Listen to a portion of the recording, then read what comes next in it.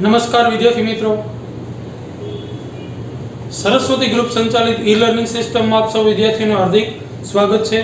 ધોરણ 12 નામાના મૂળ તત્વો અત્યારે આપણે અભ્યાસ કરી રહ્યા છીએ। ચેપ્ટર નંબર 7 ભાગીદારી પેઢીનું વિસર્જન, જેમાં આપણે છે એ અગાઉ થિયરી જોઈ, જેમાં અર્થ ભાગીદારીનું વિસર્જન, ભાગીદારી પેઢીનું વિસર્જન, વિસર્જનની રીતો જોઈ, હિસાબો માટેની કાનૂની અને અન્ય જોગવાઈઓ વિશે ચર્ચા કરી। ત્યાર પછી આપણે છે ઉદાહરણ નંબર 1, સ્વાધ્યાયનો દાખલા નંબર 5 અને 6 જે આપણે કમ્પ્લીટ કર્યું।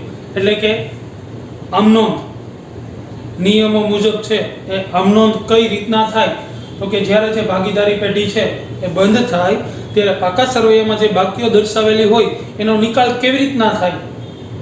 તો ફરીથી રિપીટ કરી જઈએ।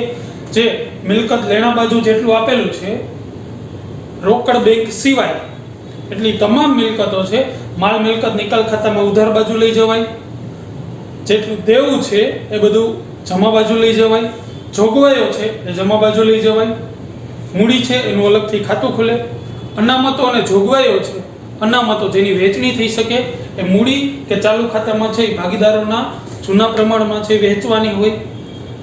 જો મિલકતોની ઉપજ થાય તો માલ મિલકત નિકાલ ખાતામાં જમા બાજુ, દેવું ચૂકવાય તો ઉધાર બાજુ। એ જે સૂચના આપેલી હોય એ મુજબ જો કાંઈ ઉપજ અંગે અને દેવાની ચૂકવણી અંગે સૂચના ન હોય તો કે ચોપડે કિંમત આપેલી હોય એ કિંમતે ઉપજ થાય અને એ કિંમતે દેવું ચૂકવાય। સિવાય પાઘડી અથવા અદ્રશ્ય મિલકતો, પાઘડી, પેટર્ન, ટ્રેડમાર્ક ને કોપીરાઇટ જેની ઉપજ અંગે કાંઈ સૂચના ન હોય તો કાંઈ ઉપજ થાય નહીં। જે આપણે નિયમો છે એ થિયરીમાં જોઈ ગયા। હવે આપણે જોઈ ગયા હતા કે તમારા બોર્ડના પેપરમાં છે બે ક્વેશ્ચન પૂછાય છે। એક ક્વેશ્ચનમાં આમનોંધ અને બીજા ક્વેશ્ચનમાં ખરા ખોટા, અથવા બંને આમનોંધ અથવા બંને ખરા ખોટા, અથવા એક આમનોંધ અથવા એક ખરા ખોટાનો પ્રશ્ન હોય છે 3 માર્કનો।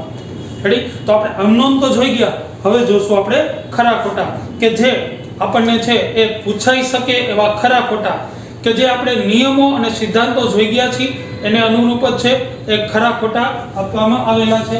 તો જોઈએ ખરા ખોટા।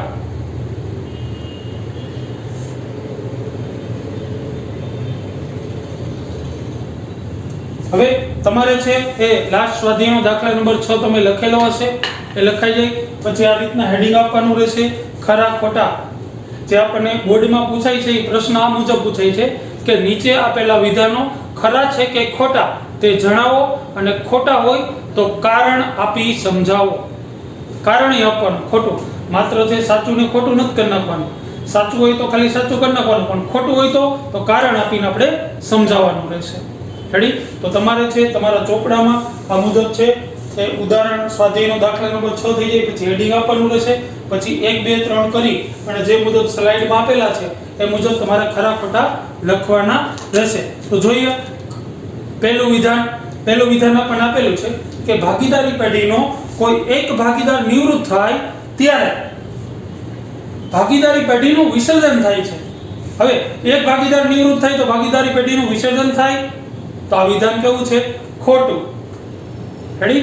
કારણ કે આનું કારણ શું આવશે કે ભાગીદારી પેઢીનો કોઈ એક ભાગીદાર છે નિવૃત્ત થાય કે મૃત્યુ થાય ત્યારે એની વચ્ચે રચાયેલી ભાગીદારીનો અંત આવે છે, ભાગીદારી પેઢીનું વિસર્જન થતું નથી।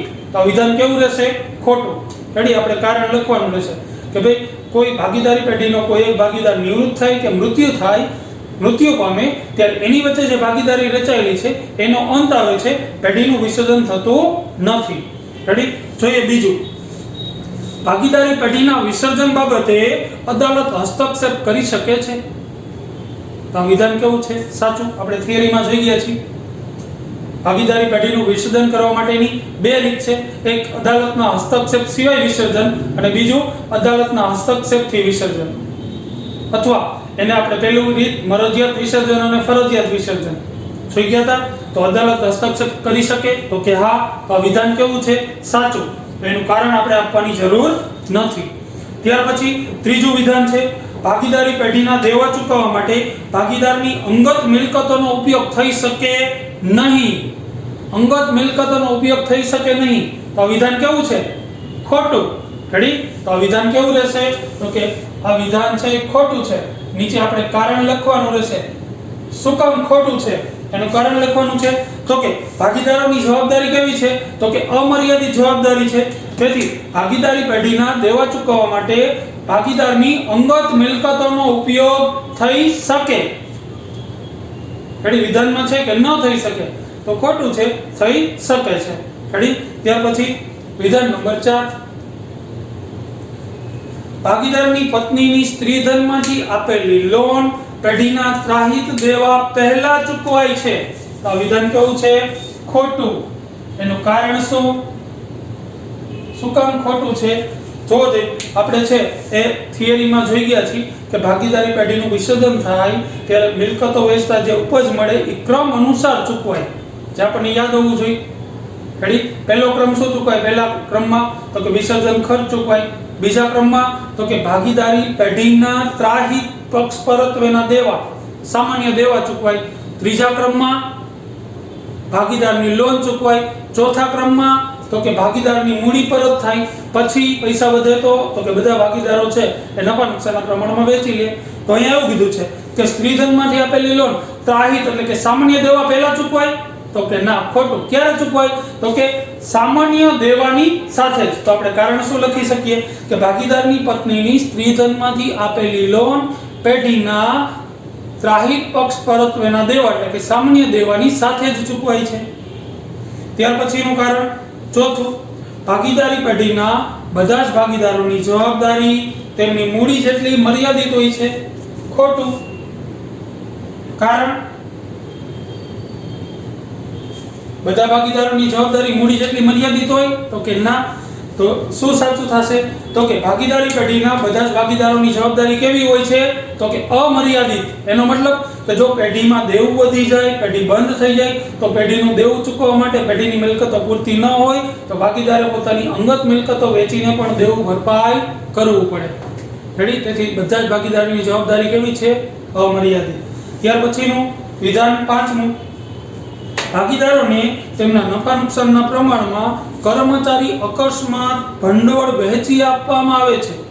જો અનામતો તેમાં કર્મચારી અકસ્માત ભંડોળ, તો સાચું છે. રેડી? જો પેઢી બંધ થાય ત્યારે અનામતો જેટલી હોય તેમાં કર્મચારી અકસ્માત વળતર ભંડોળે આવે, નફા નુકસાન ખાતાનો નફો કે ખોટ હોય તો ઈ પણ આવે, રોકાણ વધઘટ ભંડોળે આવે. રેડી? ત્યાર પછી જાહેરાત ઝુંબેશ ખર્ચ હોય તો એ પણ આવે. એ બધું શું કરવું પડે? તો કે ભાગીદારોના નફા નુકસાનના પ્રમાણમાં વહેંચવું પડે છે. તો આપણું વિધાન કેવું થશે? તો કે સાચું થશે. આ વિધાન સાચું છે, એનું કારણ આપવાની જરૂર નથી. ત્યાર પછીનું, પેઢીના વિસર્જન વખતે ચોપડે નહીં નોંધેલ સંશયિત દેવું માલ મિલકત નિકાલ ખાતે ઉધાર બાજુ લઈ જઈ ચૂકવવામાં આવે છે. આ વિધાન કેવું છે? સાચું. સંશયિત દેવું એટલે કેવું દેવું? તો કે જે દેવું છે એ આકસ્મિક રીતે ઊભું થાય.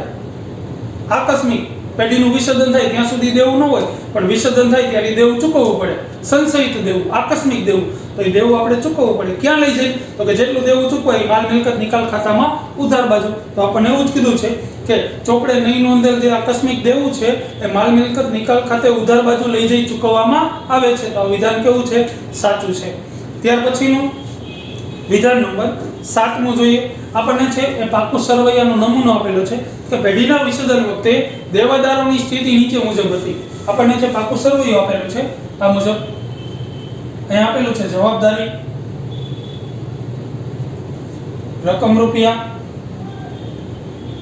મિલકતો અને રકમ રૂપિયા. પછી દેવાદારોની સ્થિતિ આપેલી છે. અહીંયા દેવાદારો આપ્યા છે. દેવાદારો અંદરની સાઈડ આપણને આપેલા છે 1 લાખ. એમાંથી માઈનસ આપેલું છે કાલખાત અનામત 10,000 અને બહારની સાઈડ આપ્યા છે 90,000. આટલું આપણને આપેલું છે. રેડી? પછી નીચે આપણને પેરેગ્રાફમાં આપેલું છે કે વિસર્જન વખતે દેવાદારોના નિકાલની હિસાબી અસર, દેવાદારના નિકાલની હિસાબી અસર માલ મિલકત નિકાલ ખાતે ઉધાર બાજુ 90,000 થી થશે. 90,000 થી થશે. જ્યારે દેવાદારોનો નિકાલ કરશો પાકા સરવાળામાં મિલકત લેણા બાજુ જેટલી મિલકત હોય બધી ક્યાં લઈ જવાય? તો કે માલ મિલકત નિકાલ ખાતામાં ઉધાર બાજુ. પણ એવું કીધું છે કે દેવાદારો ઉધાર બાજુ લઈ જશો ત્યારે 90,000 લખશો તો આ વિધાન કેવું છે? ખોટું. આ વિધાન કેવું થશે? ખોટું. કારણ કે ચોખ્ખા દેવાદારો નહીં પણ જે ગાલખાત અનામત બાદ થયા પહેલાના છે એ લખવાના હોય. ક્યાં? તો કે 1 લાખ લખવાના હોય. અને આ ગાલખાત અનામત ક્યાં લખવાની હોય? તો કે માલ મિલકત નિકાલ ખાતામાં જમા બાજુ. દેવા લખાય પહેલા, એની નીચે છે જોગવાઈઓ કરીને ગાલખાત અનામત, ઘસારા પણ આ બધું લખવામાં આવે છે. તો આ વિધાન કેવું છે? ખોટું. કારણ શું લખશો? કે વિસર્જન વખતે દેવાદારોના નિકાલની હિસાબી અસર માલ મિલકત નિકાલ ખાતે ઉધાર બાજુ 1 લાખ થી થશે. એટલે કે જે અંદરની સાઈડ ચોખ્ખા અંદરની સાઈડ લખેલા છે ગાલખાત અનામત પહેલાના એ લખવામાં આવે છે. ત્યાર પછીનું વિધાન છે પેઢીનું વિસર્જન ખર્ચ ચૂકવવાની જવાબદારી પેઢીની હોય પરંતુ તેનો કોઈ ભાગીદાર ચૂકવે તો વિસર્જન ખર્ચ ચૂકવવાની જવાબદારી છે એ પેઢીની જ હોય છે, પરંતુ એ કોઈ ભાગીદાર ચૂકવે તો તેની કોઈ જ નોંધ પેઢીના ચોપડે થતી નથી. તો આ વિધાન કેવું છે? ખોટું. યાદ કરો, આપણે કીધું હતું કે પેઢીના વિસર્જન ખર્ચ ચૂકવવાની જવાબદારી પેઢીની હોય પરંતુ એનો કોઈ ભાગીદાર ચૂકવે તો કે પહેલા એનું વેતન કે જે કંઈ નક્કી કરેલું છે એની અસર આવે, એના મૂડી ખાતામાં જમા કરવામાં આવે, બરોબર. ત્યાર પછી ઈ જ્યારે ચૂકવે ત્યારે પાછી વિરુદ્ધ અસર આપવામાં આવે. રેડી? આપણે આમ નોંધ આપતા હતા બે, એ મુજબ છે આમ નોંધ થાય એટલે કે પેઢીનું વિસર્જન ખર્ચ ચૂકવવાની જવાબદારી પેઢીની હોય પરંતુ તેનો કોઈ ભાગીદાર જો વિસર્જન ખર્ચ ચૂકવે તો એની હિસાબી અસર છે એ પેઢીના ચોપડે આપવી પડે છે. રેડી? ત્યાર પછીનું લાસ્ટ વિધાન વિસર્જન વખતે ગાલખાત પરતની નોંધ કરવાની કોઈ જરૂર નથી. આ વિધાન ખોટું છે. ગાલખાત પરત પૈસા આવે છે એની કોઈ નોંધ કરવાની જરૂર નથી. તો આ વિધાન કેવું છે? ખોટું. કારણ કે વિસર્જન વખતે ગાલખાત પરત થાય તો એની નોંધ કરવી જરૂરી છે. આપણે કીધું છે કે જેટલા ખર્ચ ચૂકવાય એ ઉધાર બાજુ, જેટલી આવક થાય પેઢીના ચોપડે નોંધેલી હોય કે ન નોંધેલી હોય, આવક થાય એટલે માલ મિલકત નિકાલ ખાતામાં જમા બાજુ નોંધ થાય. રેડી? તો ગાલખાત પરતની નોંધ કરવી જરૂરી છે. તો આ પ્રમાણે છે એ તમારે હેડિંગ આપવાનું રહેશે, ખરા ખોટા. પછી સ્લાઇડમાં જે પ્રમાણે તમને આપેલું છે પહેલા વિધાન લખવાનું, નીચે સાચું કે ખોટું છે એ લખવાનું, એની નીચે કારણ પણ લખવાનું રહેશે. રેડી? આ પ્રશ્નો થઈ જાય પછી તમારે છે એ નવો એક ક્વેશ્ચન લખવાનો રહેશે. તફાવત ક્વેશ્ચન જેટલામાં પહોંચ્યા હોય એટલામાં ક્વેશ્ચન કરીને તમારે લખવાનું રહેશે. તફાવત આપો.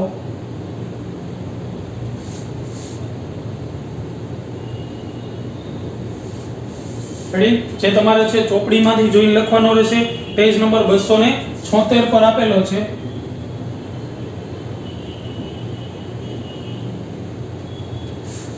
ભાગીદારીનું વિસર્જન અને ભાગીદારી પેઢીનું વિસર્જન.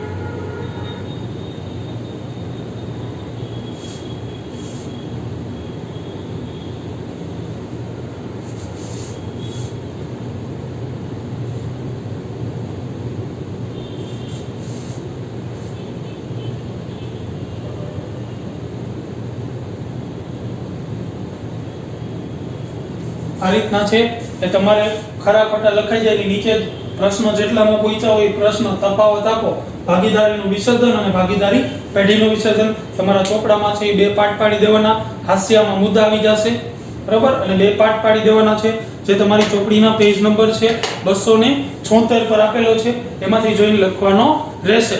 રેડી? આ તમારું હોમવર્ક રહેશે. હવે તફાવત આપણે સમજીએ. પહેલા એનો અર્થ આવશે. અર્થ તો ભાગીદારીનું વિસર્જન એટલે શું? તો કે ભાગીદારીનું પુનર્ગઠન એટલે ભાગીદારીનું વિસર્જન. આપણે ચેપ્ટર જોઈ જ ગયા છીએ ચોથું, ભાગીદારીનું પુનર્ગઠન. કોઈ પણ કારણોસર ભાગીદારીમાં ફેરફાર થાય એને ભાગીદારીનું વિસર્જન કહેવાય. રેડી? અથવા કોઈ ભાગીદાર નિવૃત્ત થાય કે મૃત્યુ પામે ત્યારે ભાગીદારીનું વિસર્જન થાય છે. હવે પેઢીનું વિસર્જન એટલે શું? તો એ જોઈ ગયા કે ભાગીદારી પેઢી કાયમ માટે બંધ થઈ જાય અથવા ભાગીદારી પેઢીનો કાયમી અંત આવે, તમામ હિસાબી ચોપડા બંધ થાય ત્યારે ભાગીદારી પેઢીનું શું થાય છે? વિસર્જન. રેડી? બેયનો અર્થ આવશે પહેલો મુદ્દો. ત્યાર પછીનો મુદ્દો આવશે પેઢીનું અસ્તિત્વ. જો ભાગીદારીનું વિસર્જન થાય ત્યારે પેઢી ચાલુ જ રહે. રેડી? પણ ભાગીદારી પેઢીનું વિસર્જન થાય ત્યારે પેઢીનો શું આવે છે? અંત આવે. એટલે ભાગીદારીનું વિસર્જન થાય ત્યારે પેઢી છે એ ચાલુ રહે છે, પેઢીનું વિસર્જન થાય ત્યારે ભાગીદારીનો અથવા પેઢીનો અંત આવે છે. ત્યાર પછી હિસાબી ચોપડા. ભાગીદારીનું વિસર્જન થાય ત્યારે હિસાબી ચોપડા બધા ખુલ્લા રહે છે, અને ભાગીદારી પેઢીનું વિસર્જન થાય ત્યારે બધા જ હિસાબી ચોપડા શું થાય છે? બંધ થાય. બધા હિસાબોની અસર આપો એટલે મેળાએ બધા હિસાબી ચોપડા શું થઈ જાય? બંધ થઈ જાય. ત્યાર પછીનો મુદ્દો હિસાબોની પતાવટ કેવી રીતના થાય? તો કે હિસાબોની પતાવટ થતી નથી, પરંતુ પૂર્ણ મૂલ્યાંકનથી ઉદ્ભવતો, આપણે પૂર્ણ મૂલ્યાંકન ખાતું તૈયાર કરી એના કારણે જે કંઈ નફો કે નુકસાન થાય એ ભાગીદારોના મૂડી કે ચાલુ ખાતે લઈ જવામાં આવે, અને જે ભાગીદાર નિવૃત્ત થતો હોય કે મૃત્યુ થતો હોય એને કેટલી રકમ આપવાની છે એ આપણે છે નક્કી કરીએ છીએ.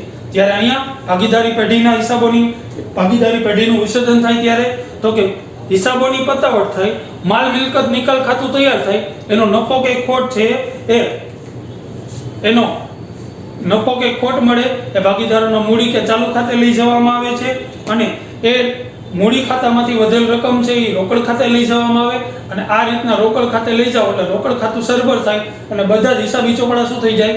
બંધ થઈ જાય. રેડી? ત્યાર પછીનો મુદ્દો આવશે અદાલતનો હસ્તક્ષેપ. જો ભાગીદારીનું વિસર્જન થાય ત્યારે સ્વૈચ્છિક હોવાથી અદાલતના છે એ હસ્તક્ષેપની જરૂરિયાત હોતી નથી. બરાબર? કારણ કે કરારનામું તૈયાર કર્યું હોય ત્યારે નિયમો દર્શાવેલા જ હોય કે આવું થાય ત્યારે ભાગીદાર નિવૃત્ત થઈ શકે, અને મૃત્યુ માટેનો કોઈ સમય હોતો નથી, અથવા કોઈ પણ ભાગીદાર ગમે ત્યારે પ્રવેશ લઈ શકે છે, એના નિયમો એમાં આપેલા હોય છે, ગમે ત્યારે નફા નુકસાનના પ્રમાણમાં ફેરફાર કરી શકે છે. એટલે નવી ભાગીદારી અસ્તિત્વમાં આવે છે. જ્યારે જરૂર હોય ત્યારે અદાલત છે એ હસ્તક્ષેપ કરી શકે છે. બરાબર? આમાં કરી શકતો નથી, ત્યારે આમાં હસ્તક્ષેપ કરી શકે છે. ત્યાર પછી અસર. ભાગીદારીનું વિસર્જન થાય તો ભાગીદારી પેઢીનું વિસર્જન ન થાય. જો ભાગીદારીનું એવું જરૂરી નથી કે ભાગીદારીનું વિસર્જન થાય ત્યારે પેઢીનું વિસર્જન થાય, કારણ કે કોઈ એક ભાગીદારના નિવૃત્તિ કે મૃત્યુ થાય તો બાકીના ભાગીદારો પેઢી અને પેઢીનો ધંધો ચાલુ રાખી શકે છે. ત્યારે ભાગીદારીનું જ વિસર્જન થાય છે, પેઢીનું વિસર્જન થતું નથી. જ્યારે ભાગીદારી પેઢીનું વિસર્જન થાય ત્યારે આપોઆપ ભાગીદારીનું વિસર્જન થાય, કારણ કે પેઢી બંધ થઈ જાય ત્યારે ભાગીદારીનું શું થઈ જાય છે? વિસર્જન થઈ જાય છે. રેડી? તો આ પ્રમાણે છે એ તમારે પહેલા ખરા ખોટા લખી લેવાના રહેશે, પછી આ તફાવત આ રીતના પ્રશ્ન લખવાનો, જે તમારી ચોપડીના પેજ નંબર 276 પર આપેલું છે એ તફાવત તમારે લખી લેવાનો રહેશે. રેડી? ઘણીવાર છે એ તમને 3 માર્કના જે 2 ક્વેશ્ચન પૂછાય છે એમાં ઘણીવાર તફાવત પણ પૂછાઈ ગયેલો છે. બરાબર? ભાગીદારીનું વિસર્જન અને પેઢીનું વિસર્જન તફાવત આપો, અથવા માલ મિલકત નિકાલ ખાતું તૈયાર કરવાની રીત સમજાવો. પ્રથમ રીત અથવા બીજી રીત જે કાંઈ હોય તે. બરાબર? જે આપણે આગળ જોશું હજી આની બીજી રીત.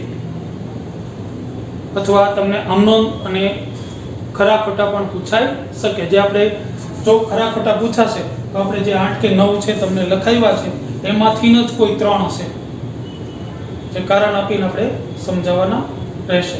રેડી? તો આગલા લેક્ચરમાં છે આપણે અહીંયા આ પહેલી રીત છે, માલ મિલકત નિકાલ ખાતું તૈયાર કરવાની 2 રીત છે. જેમાં પહેલી રીત છે એ આપણે કમ્પ્લીટ કરી. બરાબર? જેમાં એક સાથે મિલકતો વેચાઈ જતી હોય, બધી મિલકતો એક સાથે વેચાઈ જતી હોય એ મુજબની. હવે પછીની બીજી રીત છે એ આપણે નેક્સ્ટ લેક્ચરમાં કરશું, પણ એની પહેલા છે આપણે નેક્સ્ટ લેક્ચરમાં આ રીત મુજબનો એક દાખલો કરશું કે આ રીત મુજબ છે એ જો આપણને છે પેઢીનું વિસર્જન થાય ત્યારે આપણી પાસે પાકું સરવૈયું હોય રકમ સ્વરૂપે અને અમુક હવાલા હોય કે ઉપજ ને દેવું કેવી રીતના ચૂકવાનું એના. હવે એનો નિકાલ કેવી રીતના થાય એ આપણે પ્રેક્ટિકલ રીતે જોશું દાખલો કરીને કે ભાઈ પાકું સરવૈયું તો એની ઉપરથી મિલકતો ક્યાં લઈ જવાય, દેવું ક્યાં લઈ જવાય, પ્લસ એની આમનોંધ કેવી રીતના થાય. આમનોંધ તો તમે 3 દાખલા કર્યા છે, એ મુજબ આમનોંધ લખવાની રહેશે. રેડી? તો નેક્સ્ટ લેક્ચરમાં છે આપણે એક એવો દાખલો કરશું કે જે આ રીત મુજબનો હોય. ઓકે મિત્રો? તો નેક્સ્ટ લેક્ચરમાં છે એ આપણે દાખલા તરફ જશું. ઓકે? Thank you.